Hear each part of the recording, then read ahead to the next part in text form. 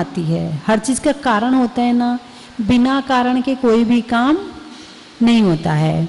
तो नींद क्यों आती है?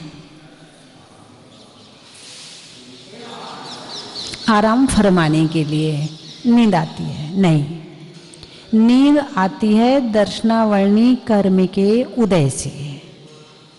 किसके उदय से आती है? दर्शनावर्णी कर्म के उदय से। नींद जब हम सोते हैं तो सोते समय हम देख नहीं पाते हैं, है ना? कुछ भी हो रहा हो हम देख पाते हैं क्या? नहीं। जब सोते हैं तो कुछ खुशबू भी आ रही हो तो हमें पता नहीं चलता है। जिस समय कोई ठंडी गर्मी, जब ज़्यादा गहरी नींद में चली जाओ तो ठंडी गर्मी का पता भी नहीं चलता है। जब ज़्यादा नींद आती है, कोई तुम्हारे मुंह में कुछ डाल भी दे तो उसका स्वाद भी नहीं आता है। यानी देखना बंद हो गया, सुनना बंद हो गया, सूंघना बंद हो गया, चखना बंद हो गया और महसूस करना बंद हो गया। ठीक है ना? इतनी चीज हो गई ना। यानी हमारे दर्शन पर आवरण पड़ गया। हम आंखों से देखते थे, नाक से सूंघते थे, कान से सुनते थे, है ना? तो इन सब चीजों पे आवरण हो गया। क्या हो गया? आवरण हो गया। इन सब चीजों पे आवरण कब हुआ? जब दर्शनावर्णी कर्म का उदय हुआ। कौन से कर्म का उदय हुआ? दर्शनावर्णी कर्म का उदय हो गया तो इंसान नींद में चला जाता है। हमारे भगवान सोते हैं क्या? भगवान को नींद आती है क्या? नहीं आती। क्यों नहीं आती है?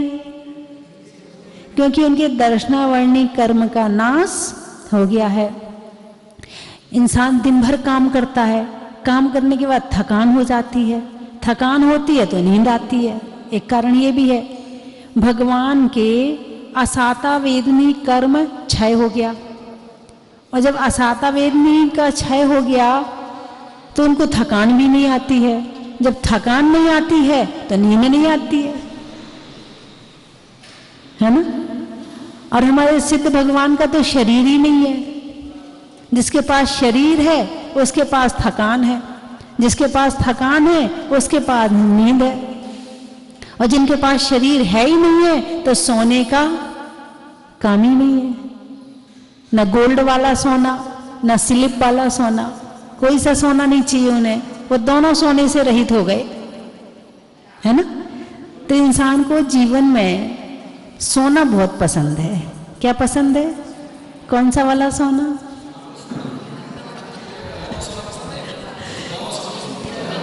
दोनों सोना पसंद है, गोल्ड वाला सोना भी और सोने वाला सोना भी।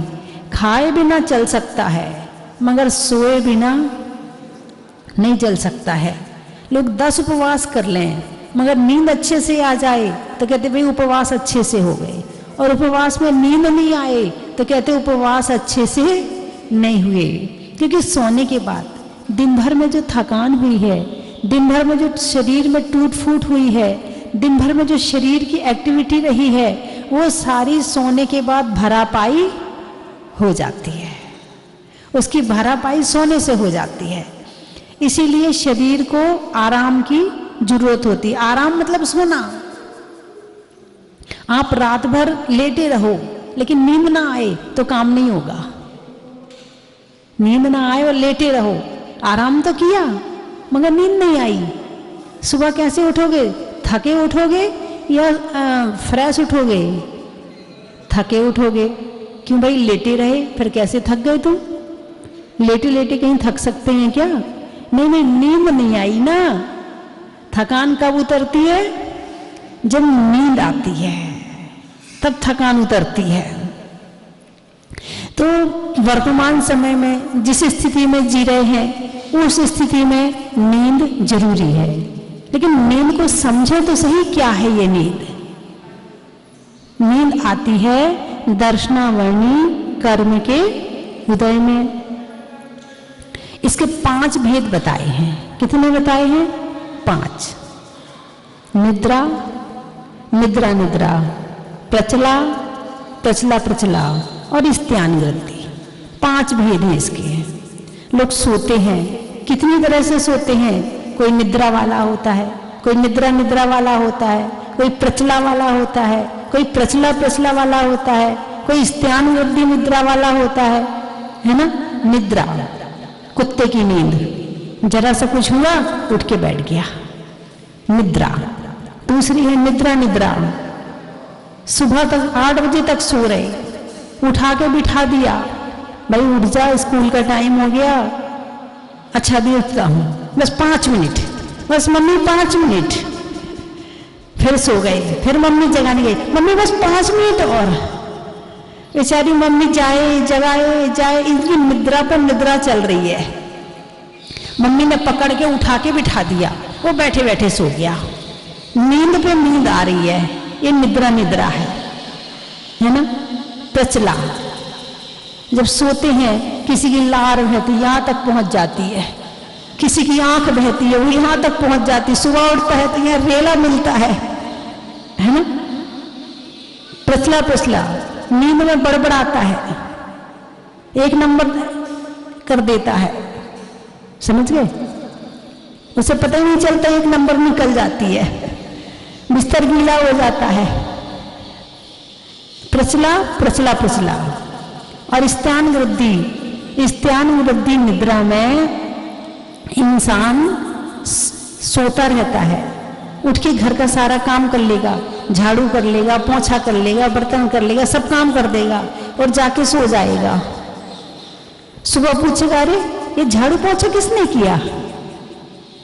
और एक नहीं, एक तो सच्ची घटना है कि एक व्यक्ति दूसरे को 2 लाख रुपए देने थे। उसकी रात को 11:30 बजे नींद खुली, उसने अपनी तिजोरी खोल के 2 लाख रुपए निकाले। फिर उसके बाद वो रात को उसको देने गया, उसका दरवाजा खुलवाया, 2 लाख रुपए दिए और देने के बाद फिर वापस आके सो गया। सुबह फिर 2 लाख रुपए लेके पहुंच गया। बोले भाई साहब आपके 2 लाख रुपए देने हैं। बोले रात को दे तो गया, कितनी बार देगा। अब वो तो ईमानदार था इसलिए उसने कह दिया, और नहीं होता तो रख लेता। तो ऐसे कई उदाहरण हैं कि जो अक्सर बच्चों में ज्यादा होती है निद्रा, और लोगों में तो कम होती है, बच्चों में ज्यादा होती है। तो गहरी नींद आना, नींद में इतने बेहोश हो जाना कि कुछ पता ही ना चले। हालांकि डॉक्टर कहता है कि गहरी नींद में सोना चाहिए, लेकिन नींद तुम्हारे हाथ में नहीं है। नींद किसके हाथ में है? दर्शनावर्णी कर्म के उदय के हाथ में है। हालांकि जैन धर्म के हिसाब से गहरी नींद में नहीं सोना चाहिए, लेकिन हाथ में तो है ही नहीं। जैसी आएगी वैसी आएगी। तुम्हारा काम तो केवल लेटने का है और बाकी काम कर्म का है।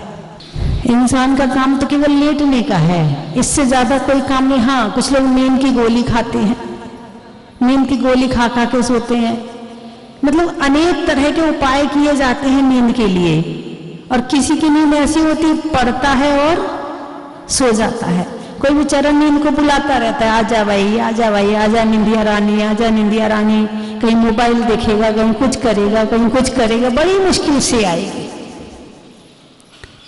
तो नींद आती है दर्शनावर्णी कर्म के उदय में।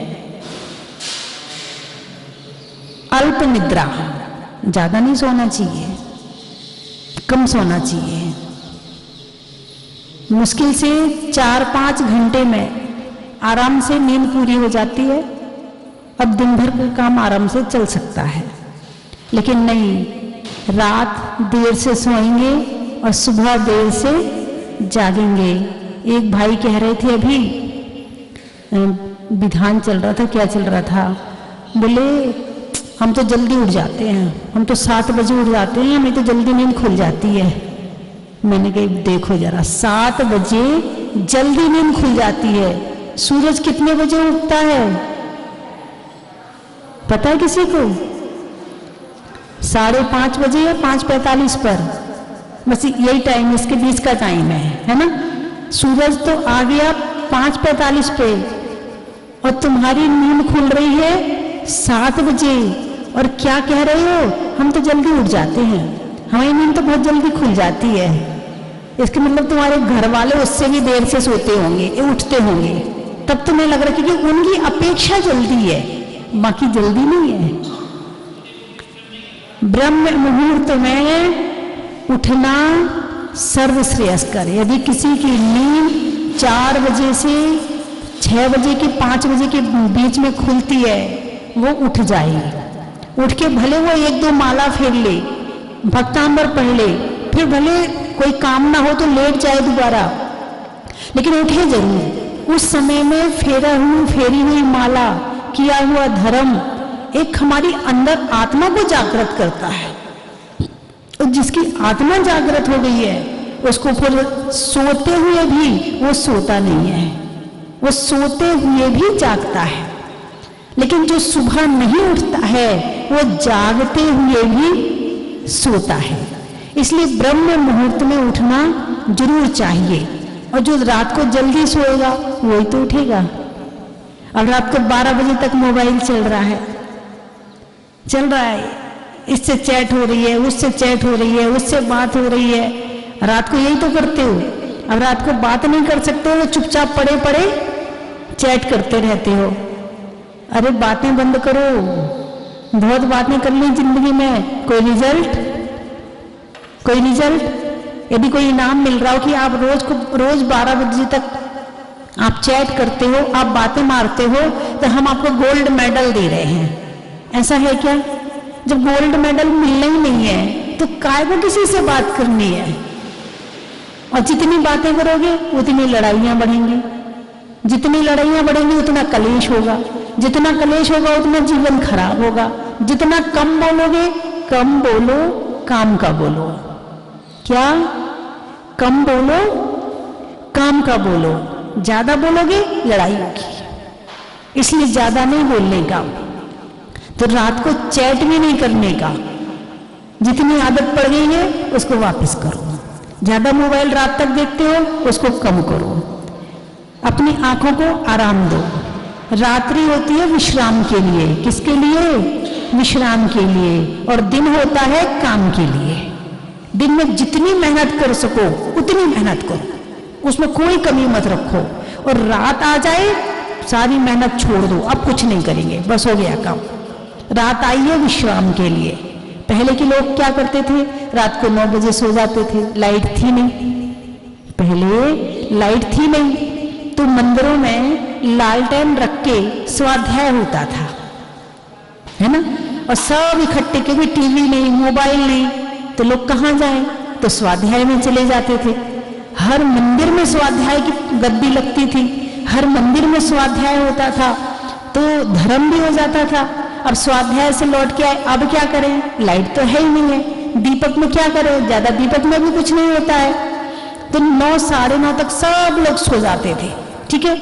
अब जो 9, 9:30 बजे सो गया वो सुबह 4 बजे अपने आप ही नींद खुल जाएगी। और सुबह जो जल्दी उठता है उसका पेट भी सही रहता है, और जो लेट उठता है उसका पेट भी सही नहीं रहता है। क्योंकि जिस चीज का जो टाइम होता है ना, प्रकृति ने जिस चीज के लिए जो चीज बनाई है वो उसके अनुसार ही चले तो सही रहेगा। यदि वो अपने अनुसार चलेगा तो सही नहीं रहेगा। तो इसीलिए सुबह जल्दी उठना चाहिए। और आजकल के लोग रात देर से सोए, सुबह देर से जागे, जॉब करते ना, बहुत दूर दूर जाते हैं, रात देर से सोए, सुबह देर से जागे, जाना था बहुत दूर इसलिए बड़ी तेज भागे, लेट हो गए, लेट उठे, फिर सब काम ये पटकेंगे वो पटकेंगे, ढंग से ब्रश भी नहीं करेंगे, ढंग से कपड़े भी नहीं पहनेंगे, बस इधर मुंह में नाश्ता हो रहा, इधर कपड़े पहन रहे, इधर ये हो रहा। जाना था बहुत दूर इसलिए बहुत तेज भागे, इतने तेज भागे कि निकल गए मौत के आगे। ज्यादा तेज भागोगे क्या होगा? एक्सीडेंट है। जाना था बहुत दूर इसलिए बहुत तेज भागे, इतने तेज भागे कि निकल गए मौत के आगे। थे बड़ भागे, थे बड़ भागे और बन गए अभागे। केवल एक कारण से, निद्रा के कारण से। और मैंने एक चीज पर रिसर्च बड़ी की है कि जितने बड़े बड़े कंपनी वाले हों, फैक्ट्री वाले हों, जितने लोग हों, जो मैंने चर्चा में कई बार वो अपने आप ही बोल देते हैं, वो रात को जल्दी सोते हैं और सुबह जल्दी उठते हैं। अभी तक मैंने जो देखा है, ज्यादा से ज्यादा लोग, जितने लोग बड़ा काम करने वाले हैं, तो वो लोग, उन लोगों को मैंने देखा है कि वो रात को जल्दी सोते हैं और सुबह जल्दी उठते हैं। यानी एक व्यक्ति तो ये बता रहे थे, बोले 9 बजे चाहे कोई बैठा रहे, मेरा टाइम हो गया मतलब हो गया, अब मैं तुम्हें अपना टाइम देने वाला नहीं हूं। चाहे मोबाइल क्यों ना हो, वो मोबाइल को भी अपना टाइम नहीं देते। यदि मेरा टाइम हो गया है तो मोबाइल भी किसी काम का नहीं, ये पड़ा है मोबाइल। पहले शरीर ठीक रहेगा तो मोबाइल भी काम करेगा, और शरीर ठीक नहीं रहेगा तो मोबाइल भी साथ नहीं देगा। तो इसलिए बहुत सारे लोगों से चर्चा हुई मेरी, वो सारे के सारे सुबह जल्दी उठते हैं, 4 साढ़े 4 के बीच में उठ जाते हैं। अब पहले के समय में मैंने एक दिन और बताया था कि जो हमारे घर के बड़े बुजुर्ग होते थे, वो नहाते धोते भक्तांबर बोलते थे, जोर जोर से बोलते थे। यदि आपने सुना हो तो आपके बड़े बुजुर्ग जोर, कभी कोई वैराग्य भावना बोलता था, कोई मेरी भावना बोलता था। बच्चे सो रहे हैं, बड़े बुजुर्ग उठ गए, लेकिन कान में आवाज तो जा रही है ना। अब बच्चों का मंगलाचरण हो गया सुबह का, सुबह सुबह उनकी सुप्रभाती हो गई, सुबह सुबह उनकी गुड मॉर्निंग भक्तांबर से हो गई। बात समझ में आई कि नहीं आई? यानी जोर जोर से पढ़ते थे। और आज यदि कोई पढ़े, क्या है मम्मी सुबह से हल्ला मचाती हो, तुम मानना मत, एक बार कहेंगे, 2 बार कहेंगे, 3 बार कहेंगे, जब देखेंगे मम्मी मान ही नहीं रही है तो अपने आप चुप हो जाएंगे। तुम तो जोर जोर से जरूर पढ़ना। मैंने एक बार और बताया था कि कुरावली में थी मैं, तो कुरावली में एक व्यक्ति सुबह सुबह मंदिर 5 बजे, 4:30, 5 बजे आते थे, और वो जोर जोर से वैराग्य भावना पढ़ते थे। मैं चक्री पद पाए निरंतर, भोगे भोग घनेरे, तो भी तनिक भय नहीं पूरन, भोग मनोरथ मेरे। बड़े, तो मैंने वैराग्य भावना पहले नहीं पढ़ी थी, मैं सुबह सुबह सामायिक करती थी, और जब कान में वो आवाज जाती थी तो मेरा ध्यान वहां चला जाता था, और मुझे लगता था ये क्या पढ़ रहे हैं। और जब मैंने वैराग्य भावना पढ़ी, बड़ा अच्छा लगा मुझे। तो उनका जोर से पढ़ना मेरे लिए तक ठीक है, तो आपके लिए ठीक क्यों नहीं हो सकता है? इसलिए घर में बोल करके पाठ करने से घर की ऊर्जा अच्छी होती है, घर में पॉजिटिव ऊर्जा आती है, बच्चों में विचार अच्छे होते हैं, बच्चों के भाव अच्छे होते हैं, और वातावरण अच्छा होता है, और तुम्हारा बोलना सार्थक हो जाता है। बोलने के लिए तो चिड़िया भी बोलती, ची ची ची ची करती रहती है, बोलने के लिए तो कौवा भी काव काव करता है, बोलने के लिए तो गधा भी रहता है, लेकिन बोलना ऐसा हो कि जो खुद के लिए और दूसरों के लिए सफल कर दे जिंदगी को, ऐसा बोलना ज्यादा चाहिए। तो सुबह के समय बोल करके अपने घर का काम करते रहो और पाठ करते रहो। घर से मंदिर आओ तो भी पाठ करते रहो। आपको इतना याद होना चाहिए कि आपके मंदिर से घर के बीच में कितना डिस्टेंस है, और आपका कौन सा पाठ हो जाएगा। मेरी भावना हो जाएगी, समाधि भावना हो जाएगी, भक्तांबर हो जाएगा, दोबारा फिर पढ़ो मंदिर में आके भक्तांबर, लेकिन अपने घर में भी जरूर पढ़ो, और बच्चों को भी सिखाओ। स्वयं बोलो, चलो बेटा तुम भी बोलो, जो यही याद करके सुनाएगा उसे ये इनाम दूंगी, जो यही याद करके सुनाएगा उसे ये इनाम दूंगी।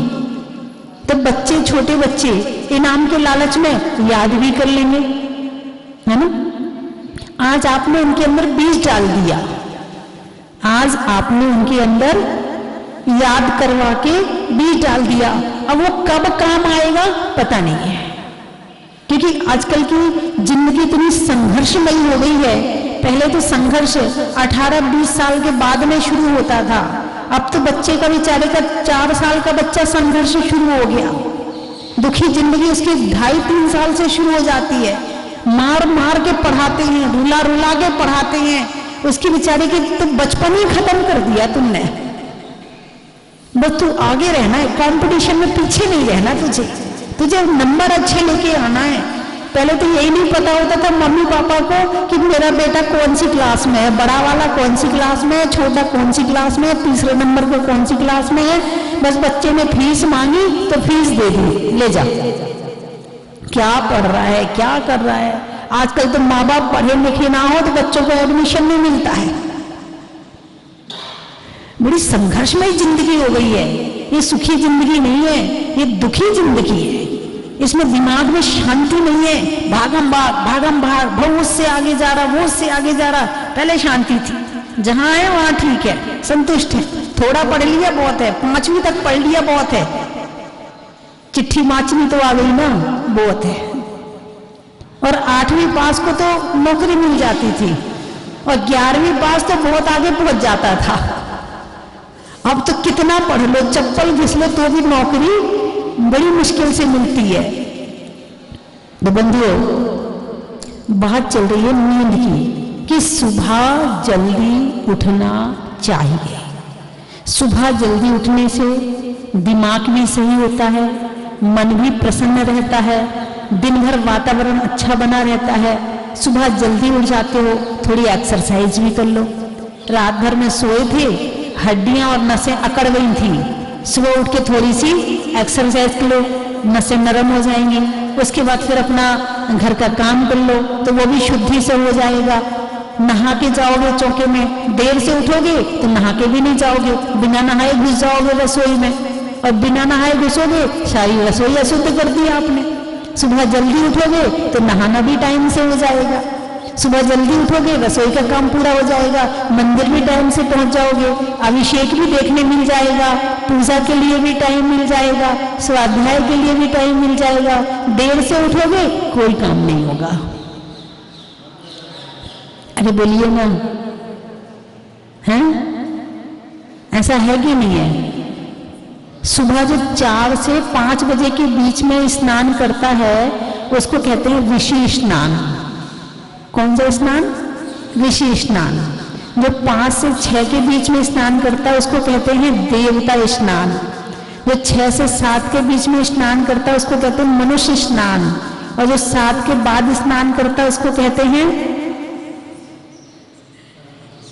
राक्षस स्नान। तो तुम लोग कौन सा वाला करते हो? अच्छा, मनुष्य हो, देवता नहीं हो, ऋषि नहीं हो, मनुष्य ही हो। चलो देवता बनने का प्रयास करना, ऋषि बनने का प्रयास करना, है ना? प्रयास तो कर ही सकते हैं ना। तो सुबह का जल्दी उठना उसको कहते हैं ब्रह्म मुहूर्त। कौन सा मुहूर्त कहते हैं? ब्रह्म। ब्रह्म का मतलब क्या होता है? आत्मा। ब्रह्म का मतलब क्या है? आत्मा। और ब्रह्म मुहूर्त किसका मुहूर्त है?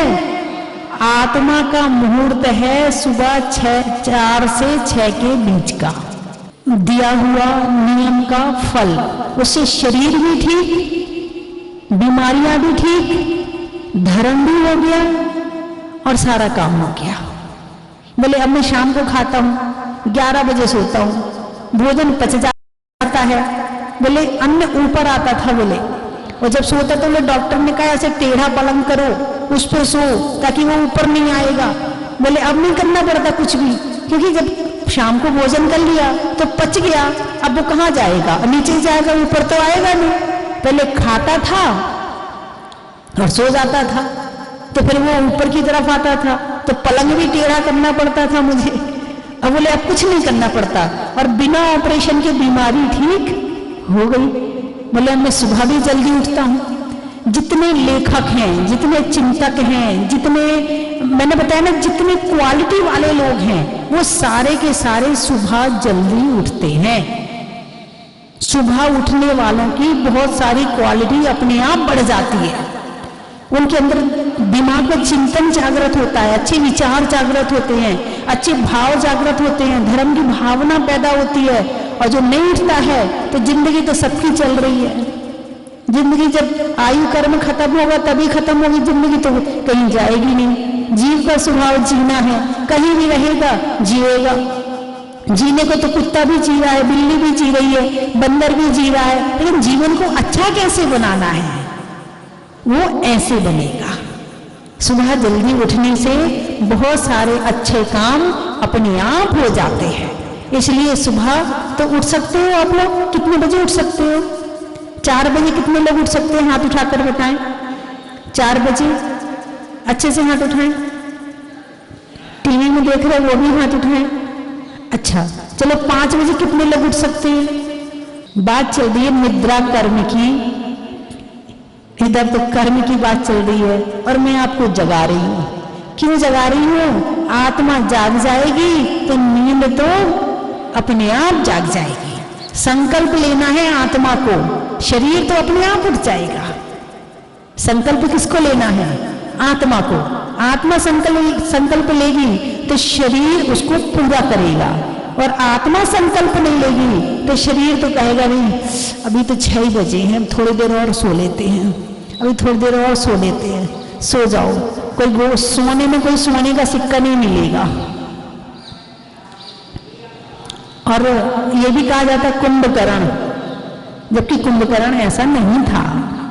जैसा कि चर्चा में है कि 6 महीने सोता था, 6 महीने जागता था, ऐसा नहीं है। इंद्रजीत और कुंभ जो कर्ण, तेज बंदों भवसागर तर्ण, मोक्ष गए कुंभकर्ण 52 गजा से मोक्ष गए वहां से। वो ऐसा नहीं था, वो सामान्य मनुष्य था। तो बंधुओं, अभी तो निद्रा की थोड़ी सी चर्चा हुई है। नींद की कहानी तो बड़ी लंबी है। रोज सोते हो ना, कैसे सोना चाहिए, कब उठना चाहिए, अभी उसकी बात हुई है। कब सोना चाहिए, उसकी बात हुई है। कैसे सोना चाहिए, अभी उसकी बात नहीं हुई है। उसकी चर्चा कल करूंगी। मैं 3 चीजें बोलूंगी, आपको कहना बड़ा ही महत्व है। शहरों में जींद का, शहरों में जींद का और फूलों में भींड का, और क्या कहूं, अच्छे से सोने में नींद का। अब ये भी नहीं कह सकती कि सो, क्योंकि कर्म का उदय है। अनाज में चने का, गर्मी में पने का, और सुबह जल्दी उठने का बड़ा ही महत्व है। कर्म के हरने का, त्याग के बनने का, सुबह सुबह धर्म के काम करने का बड़ा ही महत्व है। शरीर में दम का, होने में नम का, और लेने में जल्दी उठने के नियम का बड़ा ही महत्व है। पानी में मगर का, चलने में डगर का, नहीं होने में गंज का, पंजाब में पंज का, और आने वालों में शाहगंज का बड़ा ही महत्व है। महिलाओं में कड़ा का, भोजन में बड़ा का, और आने वालों में छिंदवाड़ा का बड़ा ही महत्व है। रिश्तों में नानी का, गर्मी में पानी का, और आने वालों में सिवनी का बड़ा ही महत्व है। रहने में धरा का, रंगों में हरा का, और आने वालों में पदमपुरा का बड़ा ही महत्व है। त्रिवंचों में बिल्ली का, डंडा में गिल्ली का, और आने वालों में दिल्ली का बड़ा ही महत्व है। कहां से? गोरेगांव। मनुष्यों के प्रभाव का, सुधरने में भाव का, और आने वालों में मुंबई गोरेगांव का बड़ा ही महत्व है। मलाड़, जंगल में झाड़ का, बाग में बाढ़ का, और आने वालों में मुंबई मल्हार का बड़ा ही महत्व है। अंधेरी, अच्छा, फलों में बेरी का, फलों में बेरी का, और फलों में चेरी का, और आने वालों में मुंबई अंधेरी का बड़ा ही महत्व है। मुजफ्फरनगर, बातों में अगर मगर का, चलने में डगर का, और आने वालों में मुजफ्फरनगर का बड़ा ही महत्व है।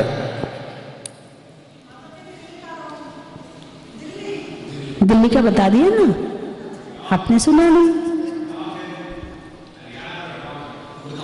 गुड़गांव, भटगांव, भटगांव, अच्छा अच्छा। वृक्ष की छांव का, नदी में नाव का और आने वालों में भटगांव का बड़ा ही महत्व है।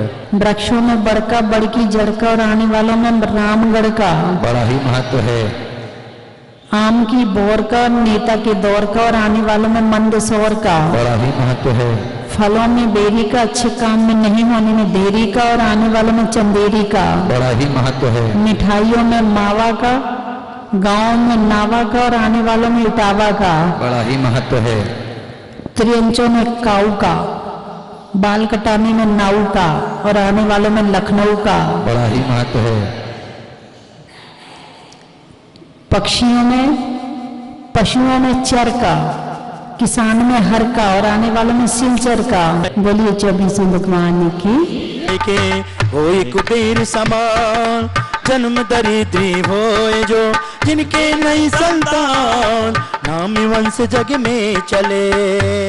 बोली परम प्रभु भगवान की। तुम्हारा जो डरता है इस भव से वह नर तरता है। अंधा देखे गूंगा गाए, लंगड़ा पर्वत पर चढ़ जाए। तेरा सुन सुन कर खुश होवे, जिस पर कृपा तुम्हारी होवे। मैं हूँ स्वामी दास तुम्हारा, जिन मंदिर सुखकार, पदमपुर के पद्म को मन मंदिर में धा। जय श्री पद्म प्रभु गुणधारी, कवि जन के हो तुम हितकारी। देव कहाओ पाप भक्त के दूर हटाओ। तुम जग में सर्वज्ञ कहाओ, चट्टे तीर्थंकर कहलाओ। तीन काल तीन जग की जानो, सब बातें क्षण में पहचानो। वे सिद्ध गंबर धारण। आने वाली बच्चियों के लिए जो कि माता पिता की बात नहीं मानती हैं, लेकिन यहाँ बुलाकर वो ज़रूर मानेंगी, मुझे ऐसा विश्वास है। तारीख 24 को रविवार को सुबह 8 बजे से रात्रि 8 बजे तक एक स्मार्ट गर्ल प्रशिक्षण शिविर रखा गया है। तो उसमें मोटिवेशनल स्पीकर आ रहे हैं, मैं भी समझाऊंगी और भी लोग आएंगे। तो ऐसे विषयों पर चर्चा की जाएगी कि आपकी लड़कियां यदि बाहर पढ़ने भी जाती हैं तो वो अपनी सुरक्षा कैसे कर सकें, इस बात की जानकारी, और भी जीवन में जो बहुत ज़रूरी चीज़ें हैं इस बात की जानकारी उन लड़कियों को दी जाएगी 14 वर्ष से लेकर, और लड़कियां जितने वर्ष तक की हैं उनके लिए ये शिविर है। सभी लड़कियां इसमें आमंत्रित हैं। यदि आप अपने बच्चियों का भला चाहती हैं तो उन्हें लेकर के जरूर आएँ। बोलिए 24 भगवान की।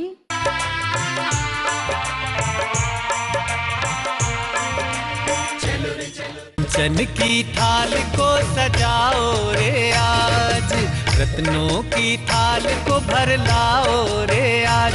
आओ आओ करे रे गुणगान आरती भगवन की। आओ आओ करे गुणगान आरती भगवन की। आओ आओ करे रे गुणगान आरती भगवन की।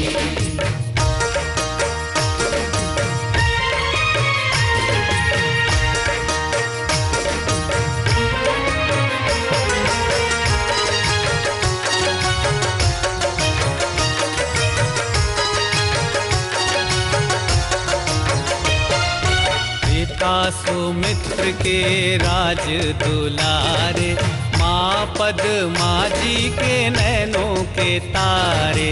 पिता सुमित्र के राज दुलारे, माँ पद्मा जी के नैनों के तारे।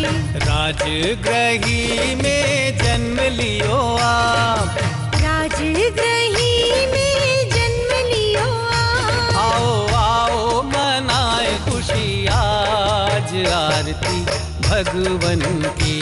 आओ आओ करे गुणगान आरती भगवन की। आओ आओ करे गुणगान आरती भगवन की। परम विदुषी लेखिका गणिनी आरिका रत्न श्री 105 स्वस्ति भूषण माता जी, जिन्होंने मात्र 20 वर्ष में 100 से भी अधिक किताबें लिखकर जैन समाज को अनूठा योगदान दिया है। बड़े बड़े विधान जैसे कल्पद्रुम महामंडल विधान, सिद्ध चक्र महामंडल विधान, इंद्रध्वज महामंडल विधान एवं विशेष जिनपद, पूजांजलि आदि महत्वपूर्ण साहित्य बहुत ही सरस, सरल व सुबोध शैली में लिखे हैं, जिसमें गद्य एवं पद्य साहित्य भी समाहित है।